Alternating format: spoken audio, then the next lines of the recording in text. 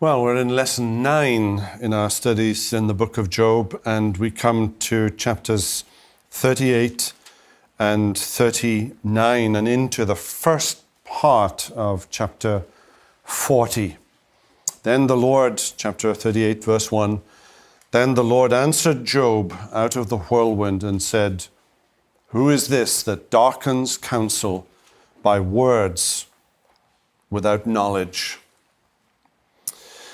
Well, of course, this is the first time that God has spoken. He has spoken in the prologue to you and me, but this is the first time that God has actually spoken to Job himself.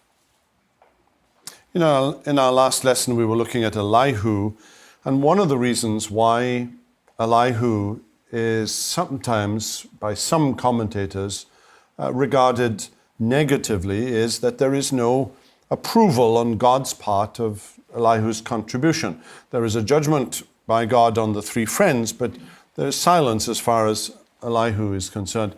Some have turned that silence into an approval, and some have turned that silence into a condemnation along with the three friends. The argument from silence can often go in both directions. Elihu's contribution had been to raise the level of awareness on Job's part of his sovereignty and particularly his majesty. If you have an ESV translation, for example, the heading that's provided for chapter 37 is Elihu proclaims God's majesty. And that's certainly where chapter 38 comes in. The majesty, the sovereignty of God. And he speaks.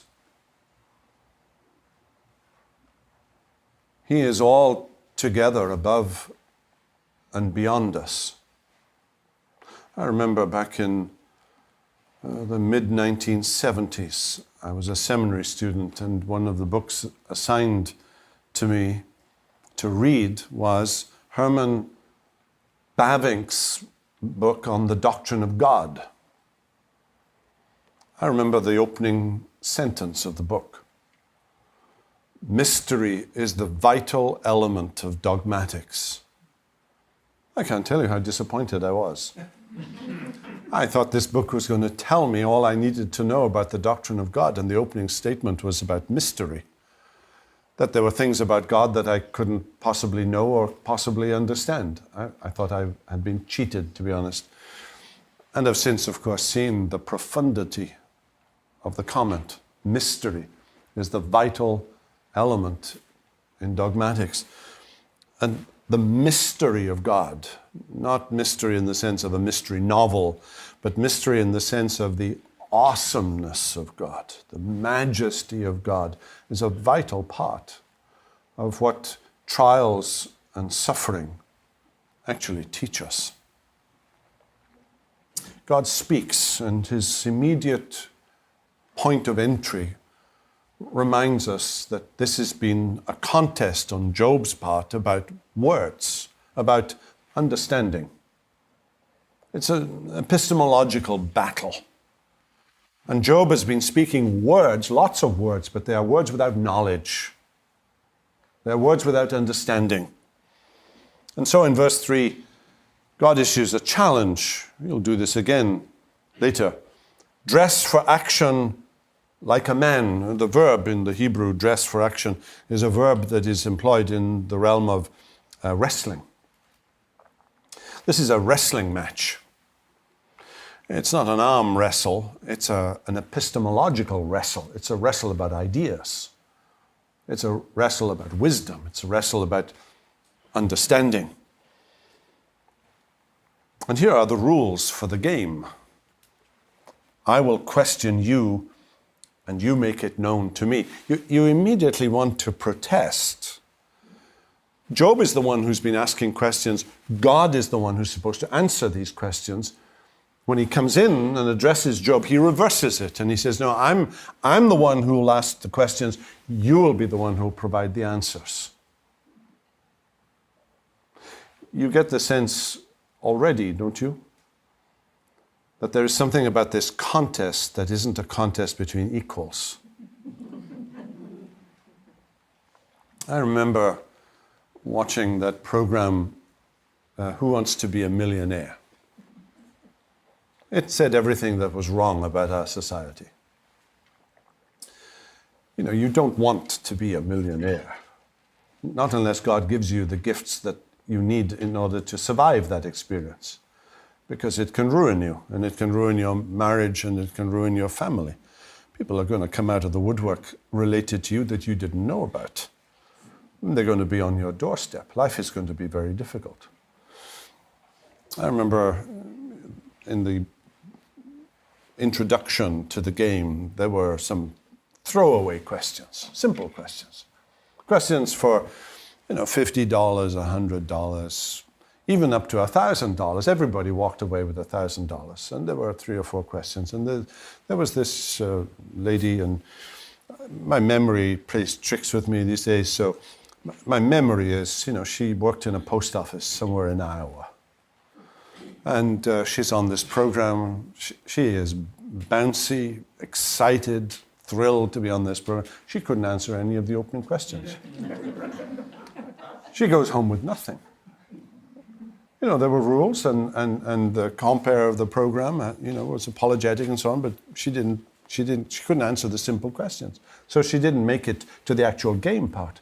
And I often wondered about her. You'd go in to buy some stamps, and there she is, and you'd say, oh yes, she's the one who couldn't answer the simple questions. Well, what is question number 1 to Job in verse 4? Where were you when I laid the foundation of the earth? Oh, you want to say, that's not fair. What kind of question is that? That's just not fair. Job is suffering. He wants an explanation of his trial. He wants an explanation of his predicament. And God is saying, where were you when I laid the earth's foundation? Tell me if you have understanding. Job has been saying in the course of this book that he has the right to understand. He has the right to knowledge. Well, how much knowledge can Job have? Were you there when I created the earth? And the answer, of course, is no. Who determined its measurements? Surely you know. Who stretched the line upon it? On what were its bases sunk? Who laid its cornerstone when the morning stars sang together and all the sons of God shouted for joy? Or who shut in the sea with doors? Now, question after question after question. There are 50, 60 plus questions that are asked here. Job can't answer any of them. Not a single one. What is that saying to us? That God is far greater than you can ever imagine him to be. There are 2 things going on here. One is, it's exalting the majesty of God, the greatness of God. Can you go back to the beginning of creation? Have you been in the depths of the earth? How far down into the core of the earth can you go?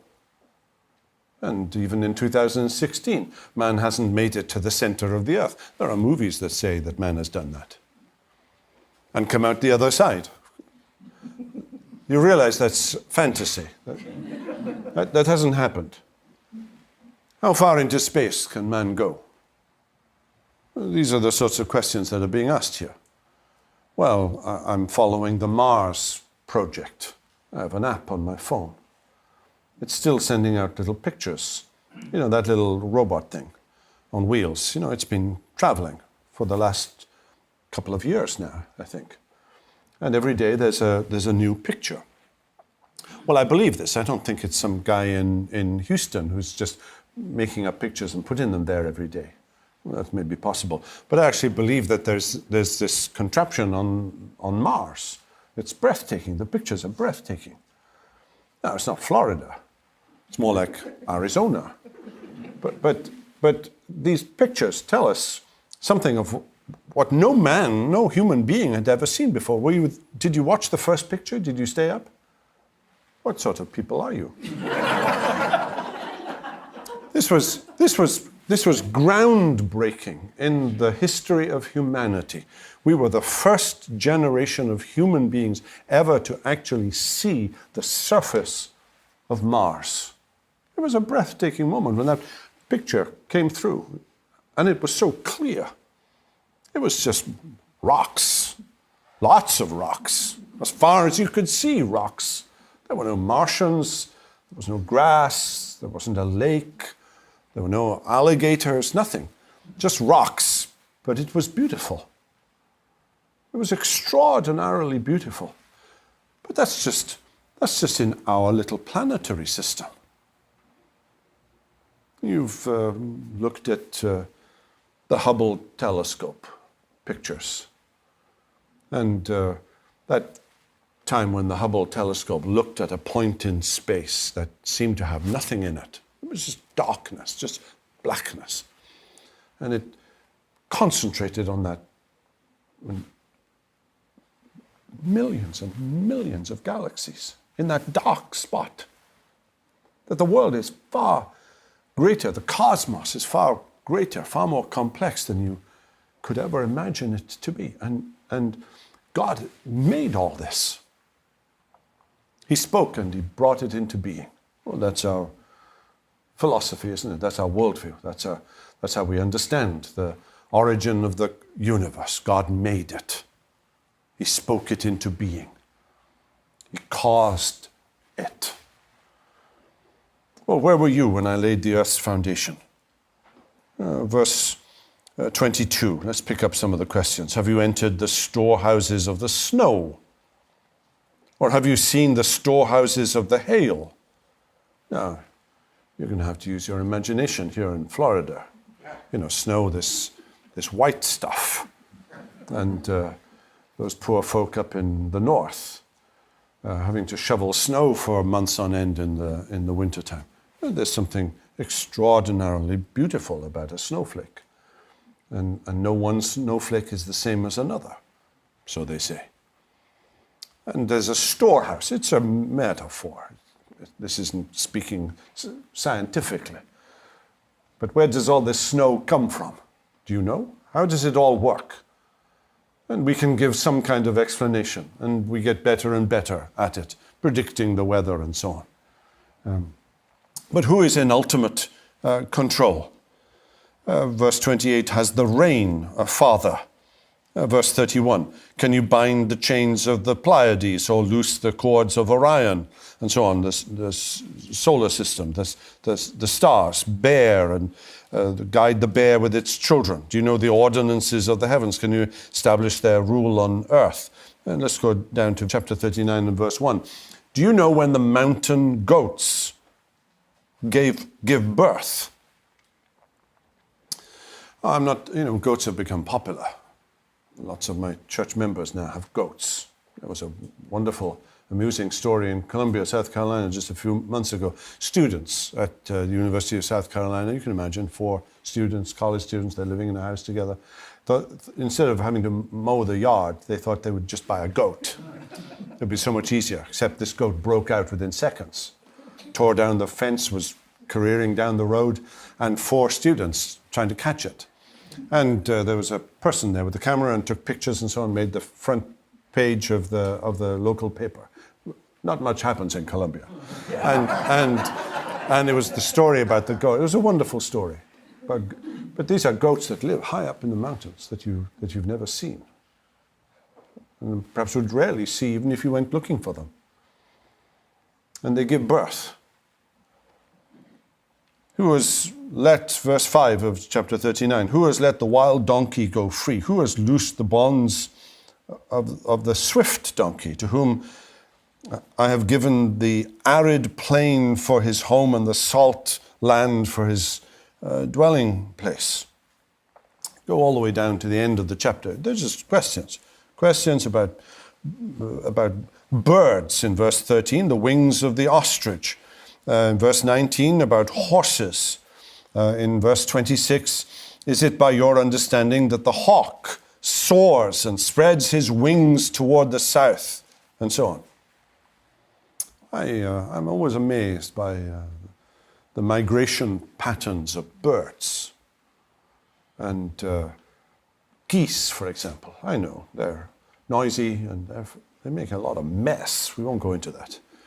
But I live in a place and there's a little lake, and they're like homing pigeons. As soon as they see that lake, they come swooping down, and they make that distinctive noise of a goose. And my dog will start barking immediately when he hears it. And occasionally I've opened the front door and I'll say, "Go!" And he runs after them and shoos them away to somebody else's lake. Where have these geese come from? They come every year. And they'll be in Canada at one point, and then they'll be, well, I guess they go to Mexico, they go to South Florida, they go somewhere warm. And but they can find their way back. Salmon in the sea. Amazing. Some of you have taken a cruise to Alaska, and you've gone to where the salmon spawn. And they've been gone for a year, 2 years, is it 5 years? I remember somebody telling me 5 years, the lifespan of a salmon. But they come back to where they were born. How in the world do they find it? How do they know? What is it that drives them back to the very place in which they were born? All of these things, these questions. And we're searching these questions. We are meant to be searchers and explorers. God made us such. In Genesis chapter 1, the image of God we are made, and part of that image is to explore, to subdue the earth, to find out knowledge about what's in the earth, knowledge about animals and birds and creatures that we share this planet with, knowledge about the universe, knowledge about the star system, and so on. To go where no man has gone before.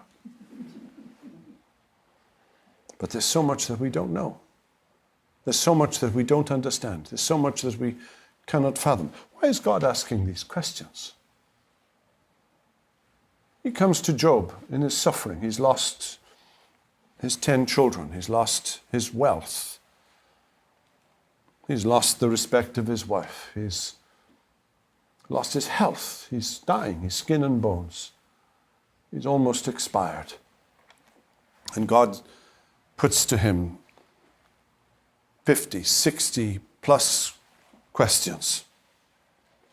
Look at verse 2 of chapter 40. Shall a fault finder contend with the Almighty? He who argues with God, let him answer it. What's God saying to Job? Well, you're a fault finder. You've drawn the conclusion. You find yourself in trouble. You find yourself in trial, and you've blamed God. You've turned to God and you've said, this is your fault. Shall a fault finder contend with the Almighty? He who argues with God, let him answer it. God is great. God is big. God's knowledge, his understanding, his wisdom. How can you possibly understand it? How can you possibly fathom it? You want to know the secret of the universe. You want to know why it is that this particular event has happened to you. What do you need to know in order to answer that question? You need to know everything. This event is related to 1,000 other events. And those 1,000 events are related to 1,000,000 more events. You can't possibly take it all in. God is ordering the universe. God is ordering the end from the beginning. You are not God. You know, that's probably the most important lesson that you can ever learn. There is only one God, and you are not that God. But that's our problem, isn't it?